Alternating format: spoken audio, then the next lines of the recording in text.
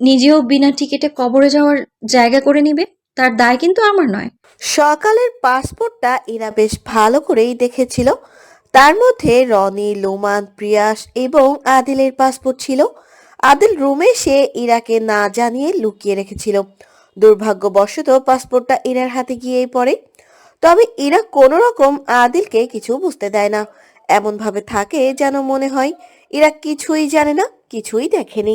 প্রথমবার যখন 100টা মেয়ে পাচার করার কথা আসে তখন ইরা সবটুকু দিয়ে চেষ্টা করেছিল বাধা দেওয়ার। সফল হয়েও হয়নি। মাঝখান থেকে ফেসে গেল আব্দুল মামুন। এরা ভেবেছিল এবার হয়তো আদিল সব ছেড়ে ঠিক হয়ে যাবে, কিন্তু না। এরার ধারণা সম্পূর্ণভাবেই ভুল প্রমাণিত করে আদিল। সেই একই ভুল আদিল আবার করে। ভুল নয়, পাপ। পাপী সে। এবার 100 জন ছিল না, 500 জন নারী ছিল। তবে তার মাঝে রিমঝিমও। সেদিন আদিল যদি রিমঝিমের চেনটা না চিনতে পারতো তাহলে হয়তো এত কিছু জানা সম্ভবই হতো না। রিমঝিমকে পাওয়া যাচ্ছিল না বিধায় আদিল টেনশনে ছিল। আদিলের সন্দেহ হয়েছিল এই রকমটাও হতে পারে, ওইসব মেয়ের মাঝে রিমঝিমও আছে। আদিল যখন শিওর হয় রিমঝিম ওই মেয়েদের সাথে আছে তখন আদিল রাতে প্রিয়াসকে মেসেজ করে নিষেধ করে রিমঝিমের কোনো রকম ক্ষতি করতে। কিন্তু আদিলের ছবি আর মেসেজ প্রিয়াসের কাছে পৌঁছানোর আগেই প্রিয়াস রিমঝিমকে হত্যা করে। খবরটা আদিল পেয়েছিল পরের দিন সকালে, যখন বড় জঙ্গলে লাশটাকে পাওয়া গিয়েছিল। সকালে যখন আশরাফ শিকদার রাগ করে কল কেটে দিলেন, নাকচ করলেন যাওয়ার জন্য, তখন আদিল গিয়েছিল ডক্টরের সাথে পরামর্শ করতে। ডক্টরের ব্যাখ্যা অনুযায়ী কয়েকজন পুরুষ মিলে তাকে নির্মমভাবে হত্যা করেছে। তখন আদিলের কিছুই করার ছিল না। বলা যায় সবটাই তার হাতের নাগালের বাইরে চলে গিয়েছিল। আদিল সেদিন রাতে ব্ল্যাক রোজ বাড়িতে এসেছিল এবং প্রেয়াসকে ইচ্ছে মতন হকস্টিক দিয়ে পিটিয়েছিল। প্রেয়াস কোনো উপায় না পেয়ে শেষ পর্যন্ত তা স্বীকার করে এবং দু হাতে আদিলের পা জড়িয়ে প্রাণ ভিক্ষা চায় আর বলে এমনটা আর কখনো করবে না। আদিল কোনো রকম নিজেকে সামলে চলে যায় ব্ল্যাক রোজ বাড়ির ভেতরে। নিজের রাগকে কোনোভাবে কন্ট্রোল করতে না পেরে গত 2 দিন শিকদার মহলেই ফেরে না।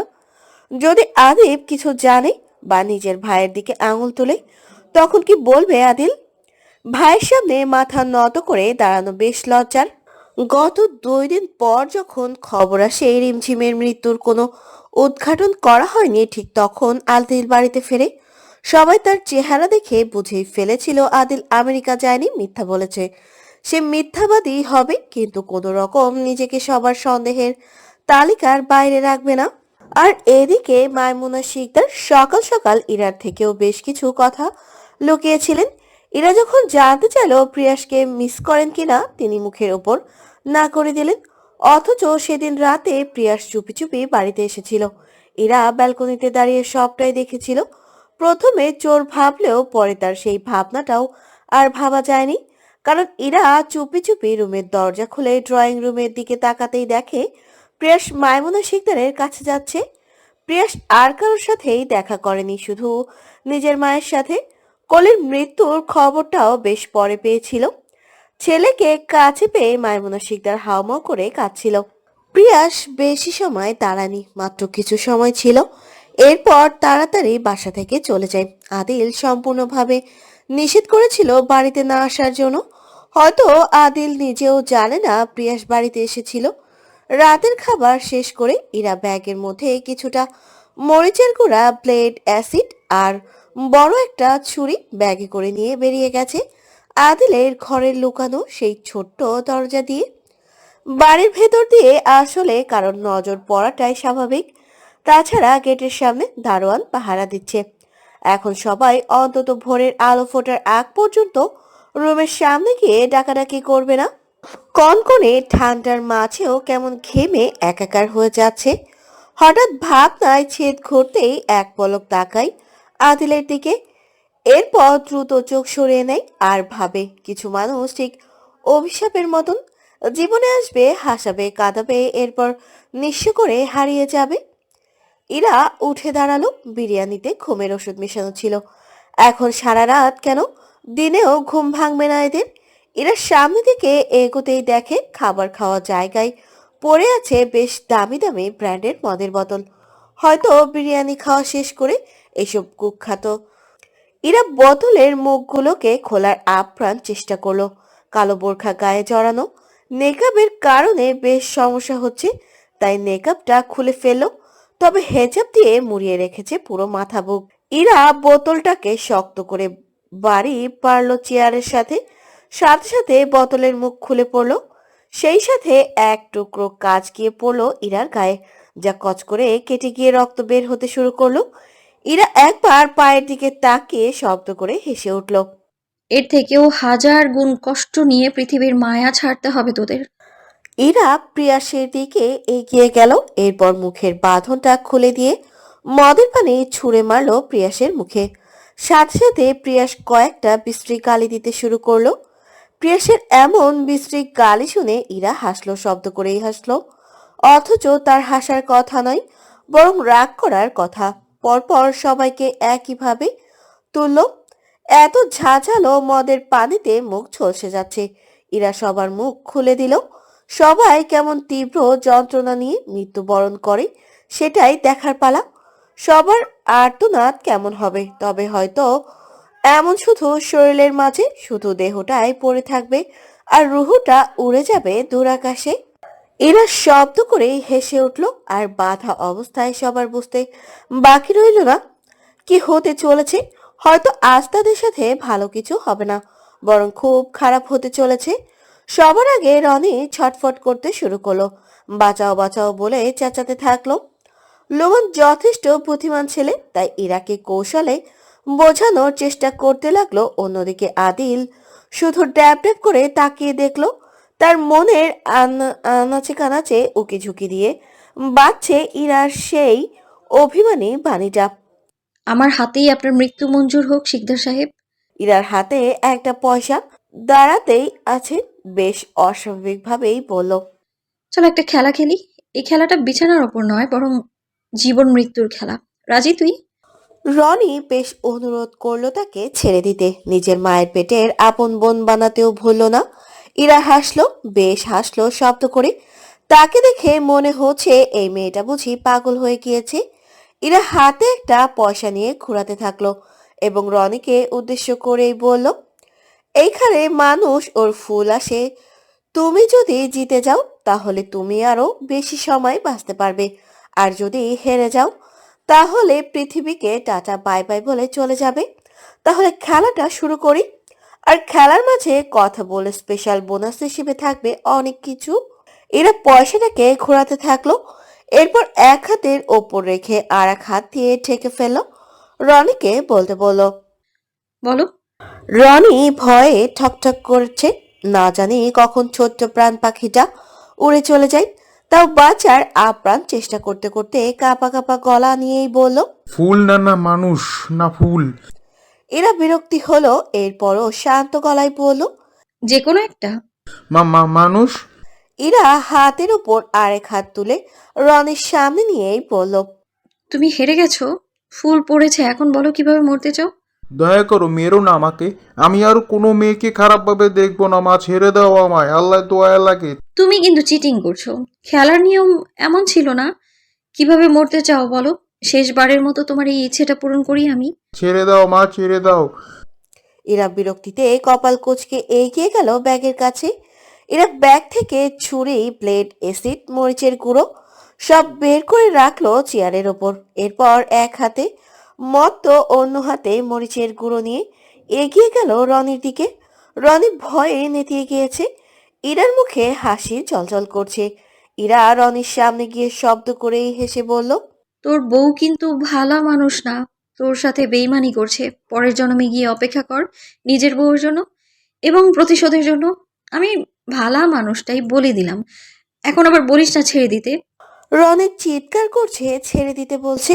ইরা চেয়ারের সাথে বাড়ি মেরে মদের বোতলটিকে ঝনঝন শব্দ করে তা ভেঙে গড়িয়ে পড়ে। ইরা হাতে তুলে নেয় এক এক টুকরো কাঁচ। এরপর এক টানে রনির গায়ের পরিহিত শার্ট খুলে ফেলে। এরপর কাঁচের টুকরো দিয়ে অজস্র আঘাত করতে থাকে শরীরের উপর। টুকরো কাছের আঘাতে রনি ব্যথায় আরো জোরে চেঁচাতে থাকে। রনির বুক, পেট থেকে শুয়ে শুয়ে রক্ত প্রবাহিত হয়ে ফিনকি বেয়ে নিচে পড়ে যাচ্ছে। ইরা হাতে তুলে নিল মরিচের গুঁড়ো। এরপর ধীরে ধীরে কাটা স্থানে তা লাগিয়ে দিল, ঠিক মলমের মতন করে। রনি চিৎকার করে কাঁদছে, ঝলসে যাচ্ছে। ছেড়ে দাও, নয়তো আমাকে মেরে ফেলো, পানি দাও, পানি, পানি। ইরা শব্দ করেই হাসলো। প্রিয়াস লোমান ভয়ে ভরকে আছে। তাদের সাথেও ঠিক এমনটাই হবে কিছুক্ষণ বাদে। প্রিয়াস রাগে বিরক্তিতে আদিলের দিকে তাকিয়ে কয়েকশো নোংরা বকা দিয়ে দিল। সেই সাথে বলতে ভুলল না, কইছিলাম না এই মেয়েটাকে মেরে দিই, শুনলি না আমার কথা? আজ দেখ তার বিনিময়ে আমরা কি পাচ্ছি।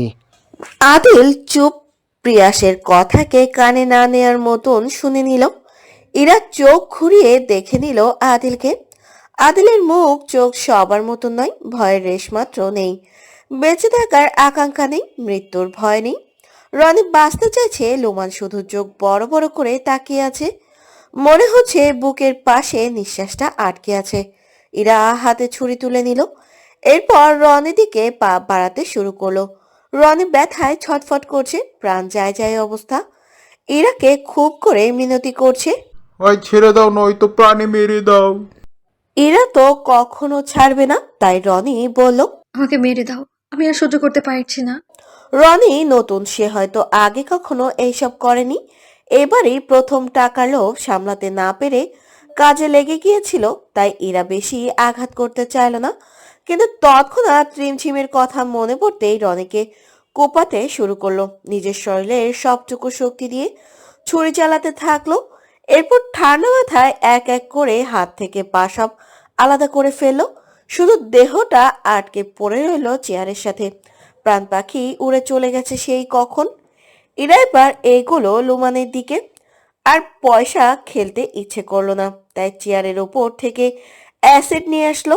এরপর ছুঁড়ে মারলো লোমানের পা এবং হাতের দিকে। সাথে সাথে সব গলে ঝলসে পড়তে শুরু করলো। লোমান ব্যথায় কান্না করতে শুরু করলো, ঝলসে যাচ্ছে।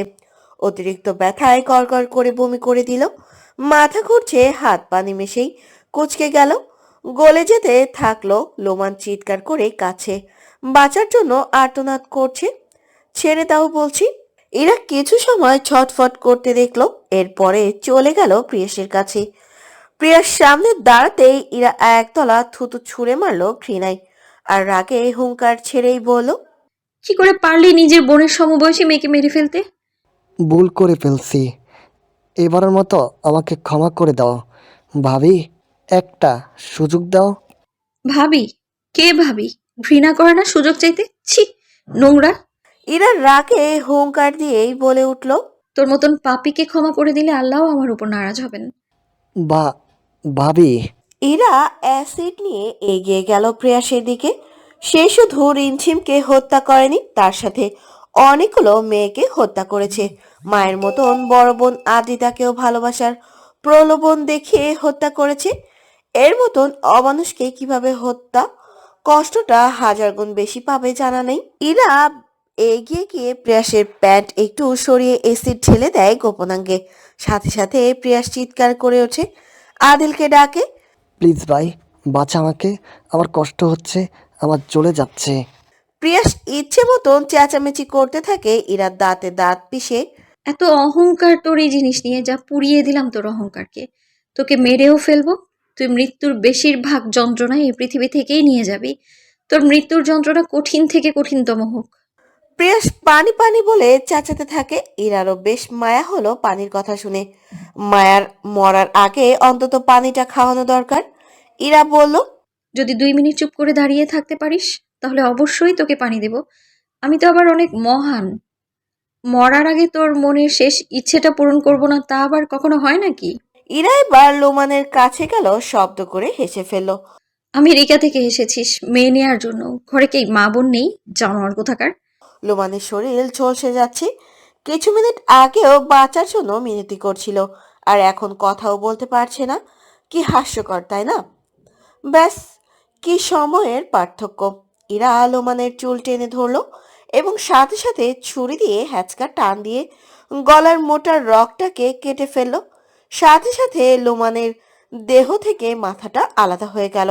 মুহূর্তেই ইরার শরীরে রক্তের বন্যা বয়ে যেতে লাগলো। কালো বোরখা রক্তে লাল হয়ে উঠল। প্রিয়াস একটু পানির আশায় চুপ করে দাঁড়িয়ে আছে। যদি কোনো কথা বললে আবার পানি না দেয়। পানি পিপাসা পেয়ে খুব হৃদয় জ্বলে যাচ্ছে। অ্যাসিড পড়ার জায়গায় গলে গেছে। ইরা অ্যাসিড হাতে করে নিয়ে যায় প্রিয়াসের দিকে। প্রিয়াস ভয়ে কুঁকড়ে ওঠে। প্লিজ পানি, পানি দাও ভাবি। পানি পানি, জ্বলছে যাচ্ছে, মরে যাচ্ছি। ইরা হিহি করে হাসতে থাকলো আর বলল, নিয়ম অনুযায়ী তুমি কথা বলছো, তাই আর পানি তো পাবা না। আম, তুমি তো আমার প্রাণপ্রিয় দেবর। তোমাকে পানি নয়, তোমাকে আমি স্পেশাল একটা জিনিস খাওয়াবো। খেয়ে কিন্তু রিভিউ দিতে ভুলবে না। ইরা প্রিয়াসের মুখে চাপ দিয়ে অ্যাসিড পুরোটাই ঠেলে দেয় প্রিয়াসের মুখে। সাথে সাথে তার গলা থেকে পেট পর্যন্ত গলে যায়, হয়তো সাথে সাথে নিঃশ্বাস আটকে যায়। এরপর ইরা ছুরি দিয়ে ইচ্ছা মতন কুপাতে শুরু করলো। এক কূপে গলা থেকে মুন্ডু আলাদা করে ফেললো। এখন চেয়ারের সাথে শুধু আটকে আছে প্রিয়াসের দেহটা। আর এইদিকে আদিল অপলক দৃষ্টিতে তাকিয়ে আছে। এতগুলো খুন করার পরও তাকে কত বেশি সুন্দর লাগছে। তার ঘরের বউ যে ধ্বংসপতি সে কখনো তা উপলব্ধি করতে পারেনি। এই ইরাপতিকে সে চেনে না, জানে না। ইরার খুন করাকে আদিল শুধু দু চোখ পেলে তাকিয়ে দেখছে। মনে হচ্ছে এই খুন করার কাজটাই যেন তার নিত্যদিনের পেশা। এরা উঠে ছুটে গেল ছুরি দিয়ে আদিলকে আঘাত করার জন্য। আদিলের চোখে চোখ পড়তে ইরা থমকে গেল, দুর্বল হয়ে পড়ে, সেই সাথে থেমে যায় হাত। ইরার চেয়ারের সাথে বাধা আদিলকে মুক্ত করে দিল, হাত পায়ের বাঁধন খুলে দিল। এর ইরা শব্দ করে হেসে ফেলল এবং আদিলকে উদ্দেশ্য করেই বলল, এবার আপনার পালা। আদিল ইরার পাশে বসতে বসতে ভারী দীর্ঘশ্বাস টেনেই বলল, তবে তাই হোক ধ্বংসবতী, তোমার হাতে আমার মৃত্যু মঞ্জুর হোক। ইরা অসহায় কণ্ঠেই বলল। আদিল হাসল মৃদু। কে বলে আমি তোমাকে ভালোবাসি না? জীবনের শেষ প্রান্তে এসেও বলবো ভালোবাসি তোমায়। এই জীবন শেষ হয়ে যাক, তবু আমাদের ভালোবাসা শেষ না হোক। আদিলের কোনো উত্তর নেই, তাই দেখে ইরা তাকালো আদিলের দিকে। আদিল ঠিক ইরার পাশেই বসে আছে। একে অপরের চোখে চোখ পড়তেই বুকের ভেতর অজস্র ব্যথা লুকিয়ে রাখতে পারল না ইরা। ঝরঝর করে কেঁদে উঠল। আদিল ইরার দিকে তাকিয়ে এক হাত বাড়িয়ে চোখের পানিটুকু মুছে দিয়ে বলল, আমাকে ক্ষমা করো। ইরা চোখের পানিটুকু মুছে অসহায় কণ্ঠেই বলল, আমি আপনাকে ক্ষমা করতে পারলাম না শিকদার সাহেব। আদিল মৃদু স্বরে হাসল। কারণ তার চেয়ে পাপ অনেক বেশি।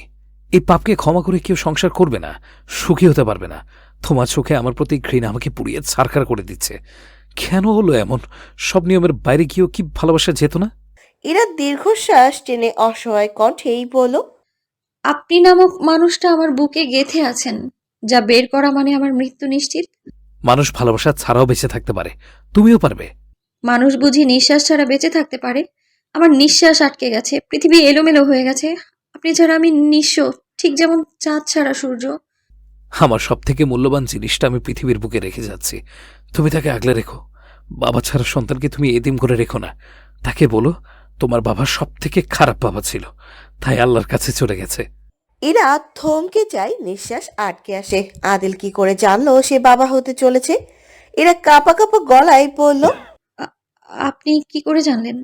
আদিল বুকের ব্যথা লুকিয়ে অভিমান করেই বলল, থাক না সেসব। আমায় ক্ষমা করে দেবেন। আমি আপনার শেষ অনুরোধটাও রাখতে পারলাম না। ক্ষমা তো তাকেই করা উচিত যে নিজের অজান্তে ভুল করছে, আর যে জেনে শুনে ভুল করছে তাকে ক্ষমা করবো কোন যুক্তিতে? এরা ভরকে যায় আদিলের চোখ মুখে রাগের তোপ দেখে। আগে কখনোই আদিলকে এমন ভাবে রাখতে দেখেনি এরা।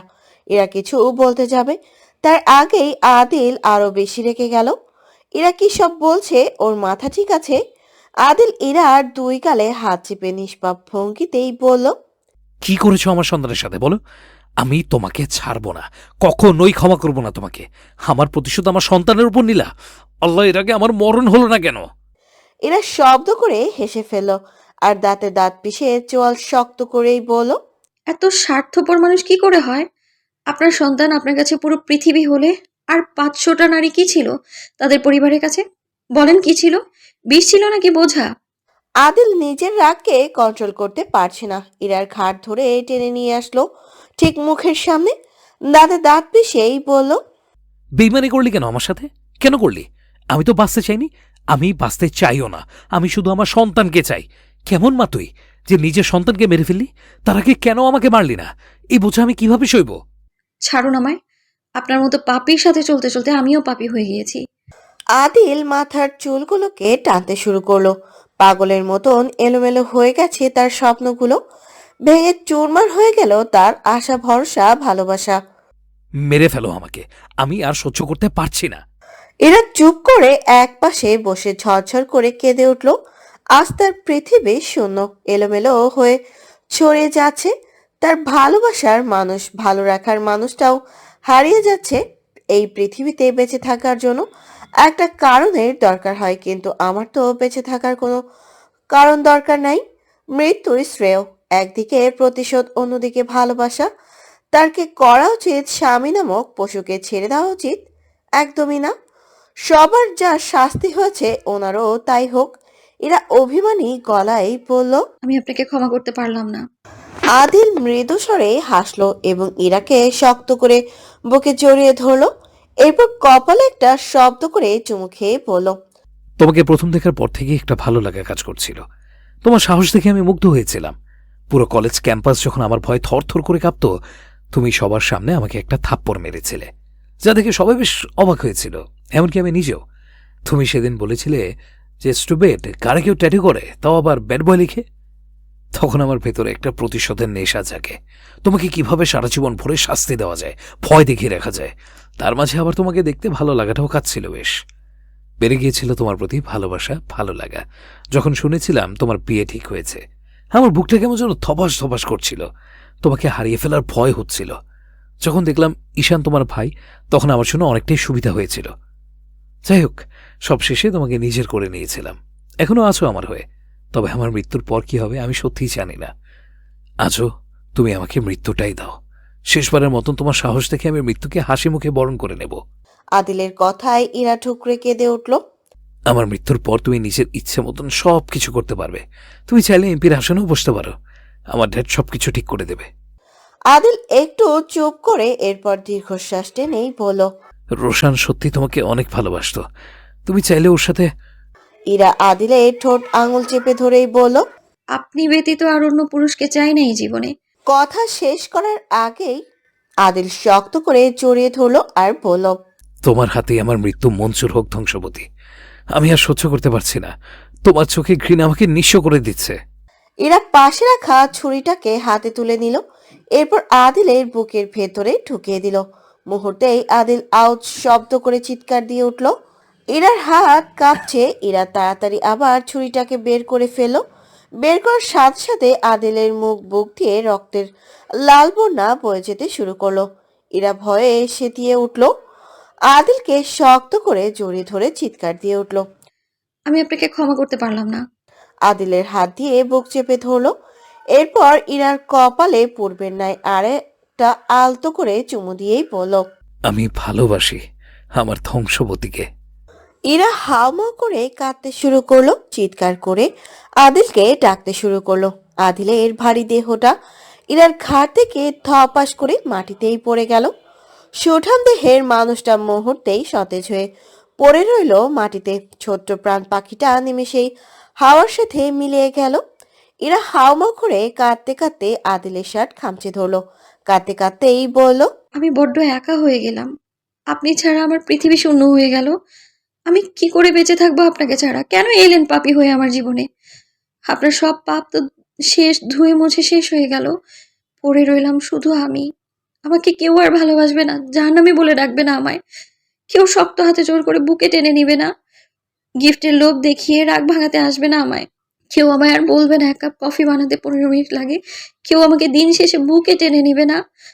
আমি আপনাকে বড্ড ভালোবাসি শিকদার সাহেব। আমাদের একটা সাজানো সংসার হলো না, সুখে থাকা হলো না আমাদের। ইরা আদিলের বুকে মাথা রেখে চুপ করে শুয়ে পড়ল। ইরা উঠছে বারবার, আবার শুয়েও পড়ছে বারবার। তার মনে হচ্ছে হয়তো আদিল কিছুক্ষণ বাদে তাকে ডাকবে। এইভাবে কেটে যায় কিছু সময়। ইরা বারবার বুকে হাত দিচ্ছে। তার মনে হচ্ছে তার নিঃশ্বাস আটকে গেছে, তার সবকিছু শেষ হয়ে গেছে। বেঁচে থাকার আশার আলো নিভে যাচ্ছে চিরতরে। তার বিধায় এর সময় হয়ে গেছে। এই নিষ্ঠুরতম পৃথিবীর মায়া ছেড়ে তাকেও চলে যেতে হবে। এরা পেটে একবার হাত বোলায়, এরপর চিৎকার করে ওঠে। হাউমাউ করে কাঁদতে থাকে, নিজের অনাগত সন্তানকে উদ্দেশ্য করেই বলে, সরি বাবা, আমি তোমায় এই নিষ্ঠুর পৃথিবীতে আনতে পারলাম না। তোমার বাবা মা তারা যে বড্ড পাপী ছিল। তোমার মা তার নিজের হাতে তোমার বাবাকে খুন করেছে। তুমি যখন জন্মের পরে সত্যটা জানবে, তখন তখন তুমিও তোমার মাকে ঘৃণা করবে, মেনে নিতে পারবে না। তোমার এই অভাগী মাটাকে ক্ষমা করে দাও। এরা কান্না থামায়, উঠে বসে আদিলের সামনে। এরপর আদিলের বুকে মাথা রেখেই বলে, একদম ক্ষমা করবেন না আমায়। আমি যে অনেক খারাপ একজন মেয়ে, একজন বউ, একটা সন্তানের মা হিসেবে ব্যর্থ আমি। আমি এমনই এক জনম দুঃখিনী মা যে তার গর্ভে সন্তান আসার মুহূর্তটাও কারোর সাথে শেয়ার করতে পারিনি। স্বামী হিসেবে আপনার ভুলগুলোকে ক্ষমা করতে পারিনি আমি। আপনার সন্তানকে আমি এই পৃথিবীতে আনতে পারিনি। একদম ক্ষমা করবেন না আমায়। আদিলের ঠিক ডান পাশ থেকে উঠে গিয়ে এরা বাম পাশে বসে। এরপর আদিলকে যে ছুরি দিয়ে আঘাত করেছিল ওই ছুরিটাই হাতে তুলে নিল। ছুরিটা রক্তে লাল হয়ে গেছে, সেই সাথে আদিলের সাদা শার্ট রক্তে ভিজে লাল রং হয়ে গেছে। এরা আদিলের দিকে তাকিয়ে মুচকি হাসলো। এরপর আদিলের কপালে একটা চুমু দিয়েই বলল, অনেক ভালোবাসি আমি আপনাকে। আপনাকে ছাড়া বেঁচে থাকা অসম্ভব আমার। আপনি আমার পৃথিবী ছিলেন, যেখানে সেখানে আমার পৃথিবী আজ শূন্য। সেখানে আমার বেঁচে থাকাটাও মূল্যহীন। ইরা ছুরিটা হাতে নিয়ে শক্ত করে নিজের পেটের ভেতর ঢুকিয়ে দিল। মুহূর্তেই গলা থেকে তাজা শক্ত কড়কড় করে রক্ত বেরিয়ে আসে। ধপাস করে পড়ে গেল আদিলের শক্ত পুরুষালী বুকের মধ্যেখানে। ইরা শক্ত করে চেপে ধরল আদিলের শার্ট। মুহূর্তেই শরীরের সব ভার পড়ল আদিলের বুকের ওপর। সাথে সাথে নিঃশ্বাস আটকে দেহ ছেড়ে প্রাণটা বেরিয়ে গেল দূর আকাশে। শুনশান বদ্ধ করে পড়ে রইল কতগুলো মৃতদেহ। চাঁদ সূর্য যেমন সত্য, ভালোবাসাও তেমনি সত্য। সময় চলমান, সময় নিজ গতিতেই চলে। চলতে চলতে হঠাৎ থমকে যায় সবকিছু। আজ ইরা এবং আদিলের মৃত্যুর প্রায় 3 বছর কেটে গেল। যেই শিকদার মহলটা হাসিতে খুশিতে সবসময় জল করত, সেই বাড়িটাও আজ প্রাণশূন্য। চারপাশে হাহাকার করছে, কোথাও সুখ শান্তির ছিটে ফোটাও নেই। আদিল এবং ইরার মৃত্যুর সংবাদ শোনার পর আশরাফ শিকদার স্ট্রোক করেছিলেন। গত 15 দিন জীবন মৃত্যুর সাথে লড়াই করে বেঁচে ফিরেছেন। অহনা শিকদারের বেশ বয়স হয়েছে। তিনি এখন আর অফিসে যান না, বরং বাড়িতে স্বামীর পাশেই থাকেন, তার দেখাশোনা করেন। এখন আদিব সবকিছু সামলায়, অফিস, চেম্বার, রাজনীতি সবকিছু। এখনো বিয়ে করেনি, হয়তো করবেও না আর কখনো। আপনি এখনো ঘুম থেকে ওঠেননি? যুথি চেঁচামেচি করে ডাকছে। সকাল প্রায় 10টার কাছাকাছি। ঈশান প্রতিদিন সকালে 8টার আগে উঠে নিজের কাজে চলে যায়, কিন্তু আজ তো শুক্রবার, ছুটির দিন, তাই মেয়েকে নিয়ে লম্বা একটা ঘুম দিয়েছে। ঈশান যুথির কোল আলো করে জন্ম নিয়েছে ছোট্ট ফুটফুটে এক কন্যা সন্তান, যার নাম রাহা। বয়স মাত্র 2 বছর 6 মাস। আদো আদো কথা বলতে শিখে গেছে। যুথির ডাকাডাকিতেও যখন ঈশানের কোনো আওয়াজ পাওয়া যাচ্ছে না, তখন যুথি এগিয়ে গিয়ে কমফোর্ট টেনে সরালো, যা দেখে রীতিমতো অবাক হলো। বাপ মেয়ে দুইটাই কমফোর্ট জড়িয়ে মুখ লুকিয়ে ফোনে কার্টুন দেখছে। যুথির রাগে বিরক্তিতে অতিষ্ঠ হয়ে পড়ল। আপনি আমার কথা শুনতে পাচ্ছেন? রাহা বাবার বুক থেকে দ্রুত বেরিয়ে এলো মাকে দেখে। মায়ের কোলে যাওয়ার জন্য আদো আদো গলায় বলল, মাম্মাম আমাতে কোলে। মেয়ের মুখের আদো আদো কথা জুটি চট করে বুঝে ফেললো। হাত বাড়িয়ে দেয় মেয়ের দিকে। মেয়েও ছুটে আসে মাকে দেখে।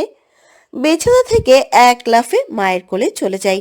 মেয়ের এমন কাণ্ড দেখে ঈশান ঠোঁটে ঠোঁট কামড়ে হাসে। মেয়েও মায়ের মতন চালাক হয়েছে, এখন তো বাবাকে বকা দিবে, তাই মেয়ে আগে আগে মায়ের পক্ষে চলে যাচ্ছে।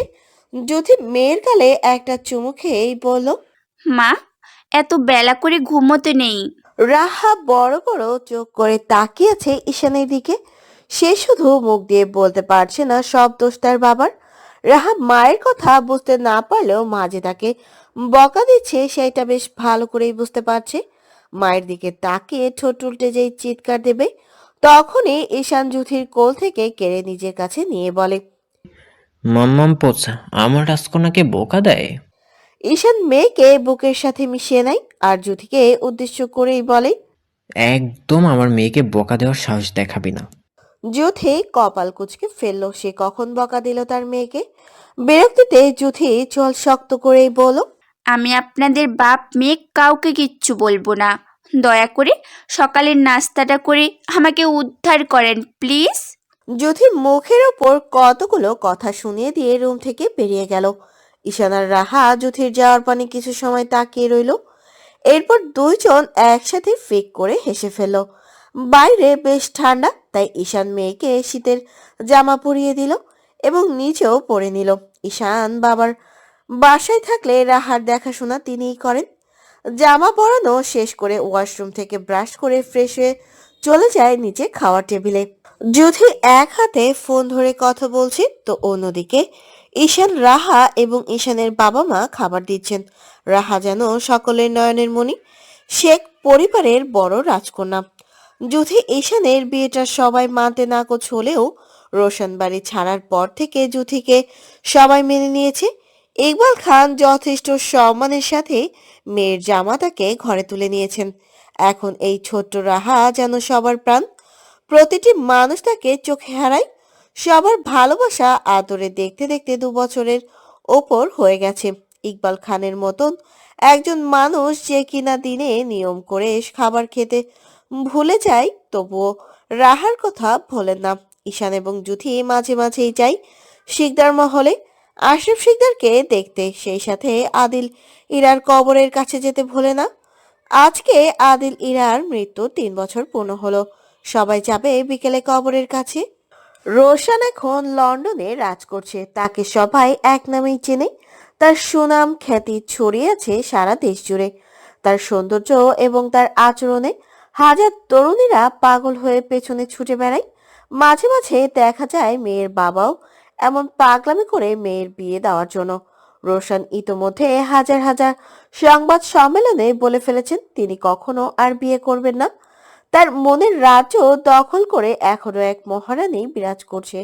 তার ভালোবাসা সম্পূর্ণ তার মহারানীর জন্যই বরাদ্দ। রোশানের একজন পার্সোনাল স্টাফ যার নাম মেঘা, সে বেশ পছন্দ করে রোশানকে। বিষয়টা রোশান বেশ কয়েকবার দেখেছে। মেয়েটি তা প্রকাশ করার আগেই রোশান বুঝে তাকে স্পষ্টভাবে নিষেধ জানিয়েছে। ভালো লাগা জীবনে অনেকবার হতে পারে, তবে ভালোবাসা শুধু একবার। আমার জীবনে সেই ভালোবাসাটা এসেছিল। দিন শেষে সেই ভালোবাসায় আমাকে চরণ্য বিচরণ্য করে দিয়েছে। তাই এই জীবনে প্রেম ভালোবাসা আর নয়, ভালো থাকাটাই প্রয়োজন। মেঘাকে এতবার বোঝানোর পরও কাজ হয়নি। সে আগে প্রকাশ করত বেশি, আর এখন প্রকাশ করে কম। তার চোখ বলে দেয় সে ঠিক কতটা ভয়ঙ্করভাবে রোশানকে চাই। দেখতে দেখতে বিকাল 5টার কাছাকাছি। বাইরে ঝিমঝিম ঠান্ডা আবহাওয়া, সেই সাথে কুয়াশায় মুড়িয়ে যাচ্ছে চারপাশটা। গাড়িতে বসে আছে ঈশান, যুথি এবং রাহা। যুথির মনটা সকাল থেকেই বেশ খারাপ। যখনই যুথি ইরার কথা মনে পড়ে, তখন না চাইতেও হৃদয়ে হু হু করে কেঁদে ওঠে। মানুষ মরণশীল, কিছু সত্য মন মানতে না চাইলেও বাস্তবতা মানাতে বাধ্য করে।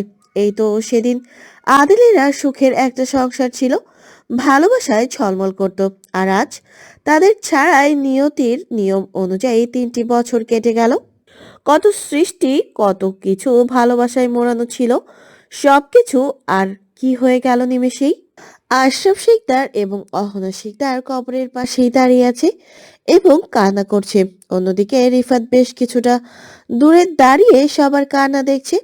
রিফাতকে দেখলে এখন আর চেনা যায় না, চেনা মুখটাও ভেসে ওঠে না। ভারসাম্য হারিয়ে মানসিকভাবে পাগল হয়ে গেছে। শরীরে পরিহিত সাদা শার্ট ময়লায় কালো হয়ে গেছে।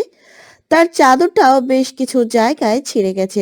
মাথার চুল দাড়ি সব বড় লম্বা হয়ে গেছে, সেই সাথে কিছু চুল পেকেও গেছে। তাকে দেখলে তার পূর্ব পরিচিত মানুষরাও এখন আর চিনতে পারে না।